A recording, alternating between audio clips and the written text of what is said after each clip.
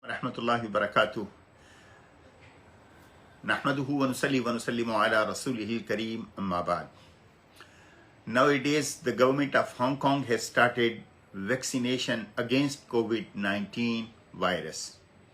And many brothers are asking the question whether it is halal or haram. So, in the light of current situation and in the light of fatwas issued from different Darul Ulooms, from different Muslims institutions in the world, it is being informed that the vaccination against COVID-19 is permissible. It is allowed. And the question the people were asking whether it contains some ingredients derived from animals. The first, what we learn from different companies' ingredients of vaccination, we have not found any ingredients from animals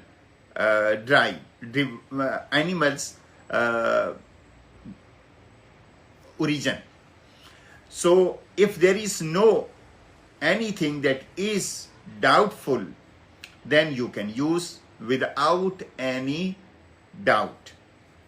The second question, if there is some ingredients of animal origin, then because it is the need of human being, it is the need of the society, and there is no any other alternative medicine available, and the doctors, they are united on this point, the vaccination is the only solution.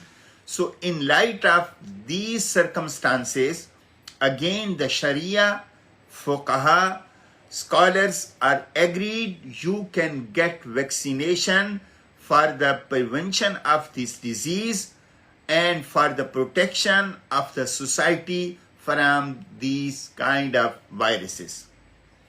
The third option is, if there is a compulsion from the government to have vaccination, again this also make permissible according to the Sharia to have vaccination. So as a gist, so vaccination against COVID-19, whatever the vaccine has been given, whether from Oxford or from America, from China, so it is permissible. Indeed, in UK and in India, in Pakistan, the scholars, they have issued the fatwa that you can use vaccination. Assalamu